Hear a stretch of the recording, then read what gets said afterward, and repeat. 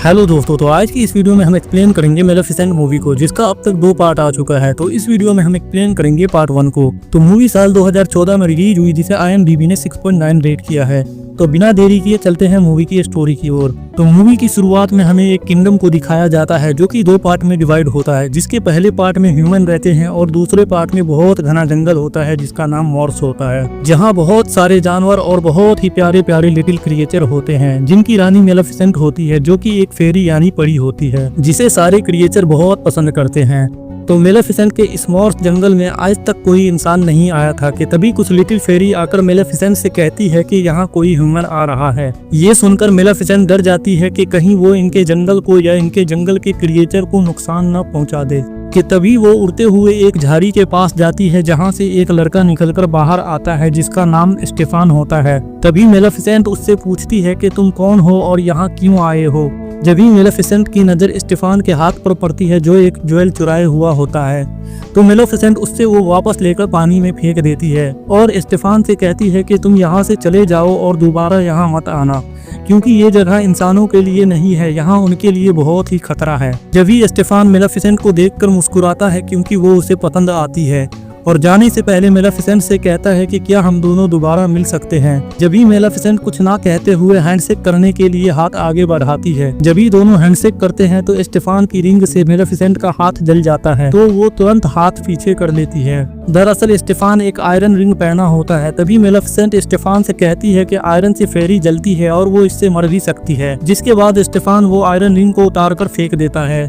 जब ही मूवी का scene change होता है और मेलेफिसेंट को आसमान में उड़ते हुए दिखाया जाता है, जो कि अब बहुत ही पावरफुल फेरी बन गई है और वो स्टेफान से प्यार करती है, क्योंकि इस बीच स्टेफान मॉर्स काफी बार आता जाता है, लेकिन किसी कारण से अब स्टेफान मॉर्स नहीं आता, जिससे मेलेफिसेंट काफी उदास रहती है और स्टेफान को मिस करती है। फिर भी वो सारे गम को बुलाकर मॉर्स जंगल और वहाँ के क्रिएचरों की रक्षा करती है। तभी एक दिन किंगडम का राजा हेनरी अपने सैनिकों के साथ मॉर्स जंगल पर कब्जा करने के लिए आता है। तभी मेलेफिसेंट उससे कहती है कि यहाँ से चले जाओ वरना गांड से जाओगे। तभी हेनरी मेलेफिसेंट की बात को इग्नोर करते हुए सैनिकों से कहता है कि आगे बढ़ो और जंगल को तबाह करो, जिससे मेलेफिसेंट बहुत ही गुस्से में जंगल के सारे क्रिएचर को आवाज लगाती है। जब ही जंगल के सारे पेड़ की जड़ें उन सैनिकों को दूर तक खदेड़ देती है, और जब मेलेफिसेंट हेनरी की ओर बढ़ती है तो उसे गंभीर चोट लग जाती है, क्योंकि हेनरी के आसपास चारों ओर आयरन शील्ड होती है। फिर भी राजा और उसके सारे सैनिक डरकर वहां से भाग जाते हैं। जब ही मूवी का सीन चेंज होता है और दिखाया जाता है कि किंग हेनरी बीमार है और वह बेड पर लेटा हुआ है और कह रहा होता है कि मैं अगला राजा उसे ही बनाऊंगा जो इसके काबिल होगा, यानी कि जो मेलेफिसेंट को मार देगा। तो स्टेफान भी इसी महल में राजा के पास काम करता है, जो ये सारी बातें सुन रहा होता है। तो मन में राजा बनने की इच्छा लेकर काफी साल बाद आधी रात को मेलेफिसेंट से मिलने मॉर्स पहुंचता है, जिसे देखकर मेलेफिसेंट काफी गुस्सा होती है और कहती है कि इतने साल से तुम कहाँ गायब थे। जब ही स्टेफान उससे कहता है कि मैं अपने काम में बहुत ज्यादा बिजी था, मुझे फुर्सत नहीं मिलती थी, इसलिए आज मैं अपने सारे काम धंधे छोड़कर से मिलने आया हूँ। ये सुनकर मेलेफिसेंट दोबारा उसका यकीन कर लेती है और दोनों एक पेड़ के नीचे बैठकर प्यार भरी बातें करने लगते हैं। जब ही स्टेफान मेलेफिसेंट को कुछ पिलाकर बेहोश कर देता है और चाकू निकालकर मेलेफिसेंट को मारने की कोशिश करता है, पर उसकी हिम्मत नहीं होती है, क्योंकि वो भी कभी मेलेफिसेंट से प्यार करता था, पर राजा बनने के जुनून ने उसके दिल से उसके प्यार को पहले ही मार दिया था। तभी वो मेलेफिसेंट को ना मारकर उसके पंख काट देता है और पंख को लेकर राजा हेनरी के पास पहुंचता है और कहता है कि मैंने मेलेफिसेंट को मार दिया है। वहीं दूसरी ओर जब मेलेफिसेंट उठती है तो देखती है कि उसके पंख नहीं है। ये देखकर वो काफी हताश होती है और तभी बहुत जोर से रोती है, जिससे पूरे जंगल में उसकी आवाज गूंजती है। तो विंग्स यानी पंख ना होने के कारण मेलेफिसेंट अब हर जगह चलकर ही जाती है। तभी एक दिन वो देखती है कि एक इंसान एक कौवे को जाल में पकड़े हुआ होता है, तो उस कौवे पर वो जादू करके उसे इंसान बनाकर जाल से आजाद कर देती है और उस क्रो यानी कौवे का नाम डी-एविल रखती है और कहती है कि तुम्हारी जिंदगी अब मेरी कर्जदार है, तो तुम अब मेरे पंख बनो। तभी डी-एविल उड़ते हुए किंगडम पहुंचता है, जहां वो देखता है कि स्टेफान अब राजा बन चुका है, और ये बात वो जाकर मेलेफिसेंट से बताता है, जो सुनने के बाद मेलेफिसेंट बहुत ही गुस्से में आ जाती है और वो मॉर्स यानी सारे जंगल को अंधेरे से ढक देती है। ये देखकर सारे क्रिएचर अब मेलेफिसेंट से डरने लगते हैं। तभी सीन चेंज होता है और काफी साल गुजरने के बाद स्टेफान के किंगडम में स्टेफान को बेटी होती है, जिसके लिए किंगडम में जश्न रखा जाता है, जिसमें हर जगह से लोगों को बुलाया जाता है। यही बात डेविल स्टेफान के किंगडम में सुनकर मेलेफिसेंट को जाकर बताता है। इधर जश्न में हर जगह से लोग आ रहे होते हैं और मॉर्स से भी 3 छोटी परियां स्टेफान की बेटी को विशिंग देने के लिए आती है। जब भी वो 3 छोटी परियां स्टेफान की बेटी, जिसका नाम अरोरा रखा जाता है, उसे विशिंग दे रही होती है कि तुम हमेशा खुश रहो और बहुत खूबसूरत हो। तभी महल में मेलेफिसेंट पहुंच जाती है, जिसे देखकर स्टेफान कहता है कि तुम यहाँ क्यों आई हो। तो मेलेफिसेंट कहती है हर जगह से हर किसी को इस जश्न के लिए इनवाइट किया है, तो किंगडम की परी होने के नाते मेरा भी विशिंग देने का फर्ज तो बनता है, इसलिए मैं तुम्हारी बेटी को विश देने आई हूँ। तभी मेलेफिसेंट स्टेफान की बेटी अरोरा के पास जाती है और उसे विश देती है कि तुम खूबसूरत और सबकी चहीती तो होगी, लेकिन तुम्हारे 16वें जन्मदिन पर तुम्हें एक निडल चुभेगी और तुम हमेशा के लिए सो जाओगी। तभी राजा स्टेफान मेलेफिसेंट के कदमों में झुककर अपनी बेटी के लिए भीख मांगने लगता है कि प्लीज मेरी बेटी को ऐसा श्राप मत दो। जो देखकर मेलेफिसेंट मन ही मन खुश होती है कि आखिर मैंने इसे अपने कदमों में झुका ही दिया,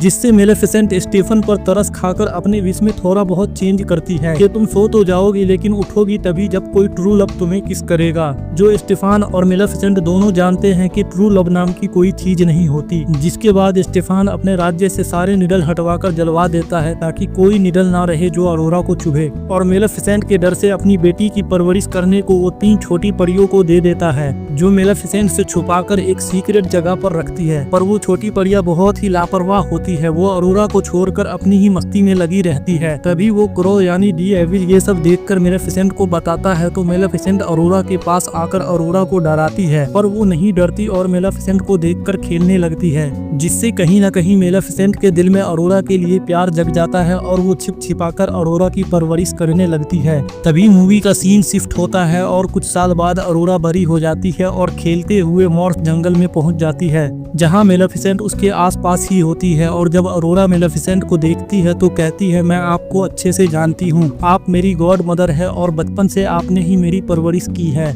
ये सुनकर मेलेफिसेंट उसके सामने आ जाती है और अरोरा को भी अपने साथ मॉर्स में रहने की अनुमति दे देती है। तो मेलेफिसेंट अरोरा के बचपन से केयर करने की वजह से वो उसे अपनी बेटी जैसा प्यार करने लगती है, जिससे वो कई बार अरोरा के शराब को तोड़ने की कोशिश भी करती है पर नहीं तोड़ पाती, क्योंकि जब वो अरोरा को शराब देती है तो वो ये भी कहती है कि दुनिया की कोई भी ताकत ये शराब तोड़ नहीं सकती सिवाय एक ट्रू लव के किस करने से। जब ही सीन अरोरा पर शिफ्ट होता है और दिखाया जाता है कि अरोरा मॉर्स में हमेशा के लिए रहने की परमिशन अपनी वो तीनों आंटी यानी कि वो तीनों लिटिल परियों के पास जा रही होती है। जब ही उसे एक राह भटका प्रिंस मिलता है जिसका नाम फिलिप होता है। जब ही वो दोनों आपस में कुछ बात करने लगते हैं, तभी डेविल मेलेफिसेंट से कहता है क्या पता यही अरोरा का ट्रू लव हो, जिसका रिप्लाई देते हुए मेलेफिसेंट कहती है कि ट्रू लव नाम की कोई चीज नहीं होती, जब ही तो मैंने ऐसा शराप अरोरा को दिया था। ऐसा बोलकर मेलेफिसेंट सैड हो जाती है। जब ही दूसरे सीन में दिखाया जाता है कि अरोरा को वो 3 परियां सारी सच्चाई बता देती है, जिससे वो मॉर्स में आकर मेलेफिसेंट से हकीकत सुनकर उससे नाराज होकर सीधा अपने पिता यानी स्टेफान के किंगडम चली जाती है।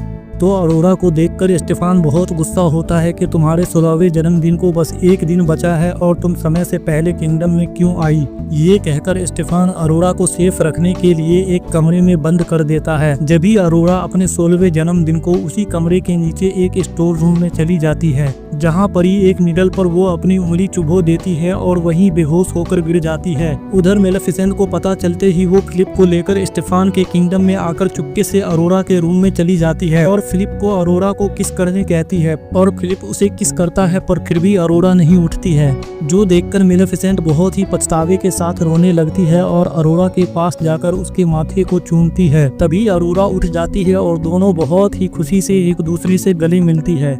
तभी उधर स्टेफान को पता चलता है कि मेलेफिसेंट महल में है, तो वो सारे सैनिकों को मेलेफिसेंट को पकड़ने के लिए तैनात कर देता है। जब मेलेफिसेंट महल से निकल रही होती है जब सारे सैनिक एक आयरन चेन में मेलेफिसेंट को कैद कर लेते हैं, जिससे वो उसी चैन में कैद हो जाती है और आयरन से जलने की वजह से तड़पने लगती है।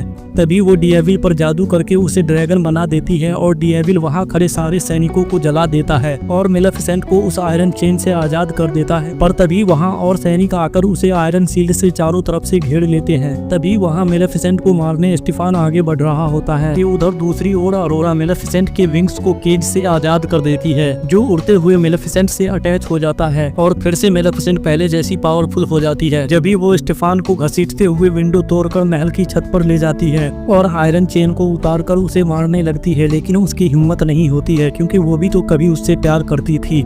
जब भी वो उसे जिंदा छोड़कर जाने लगती है तो स्टीफान पीछे से उस पर अटैक करता है तो दोनों महल की छत से नीचे गिरने लगते हैं। तभी मेलेफिसेंट अपने विंग्स खोलकर हवा में रह जाती है और स्टीफान नीचे गिरकर मर जाता है। तो मेरे भाई मूवी के क्लाइमेक्स में हमें देखने को मिलता है कि मेलेफिसेंट मॉर्स को पहले जैसा हरा भरा बना देती है और अरोरा को ह्यूमन किंगडम की रानी बनाती है, जिससे दोनों ही किंगडम में खुशहाली छा जाती है। तो दोस्तों यही थी मेलेफिसेंट पार्ट 1 की कहानी। अगर आप पार्ट 2 चाहते हैं तो कमेंट करें मेलेफिसेंट पार्ट 2। तो मिलते हैं अगली वीडियो में, तब तक के लिए बाय। और हाँ, जाते जाते वीडियो को लाइक और चैनल को सब्सक्राइब करते जाना।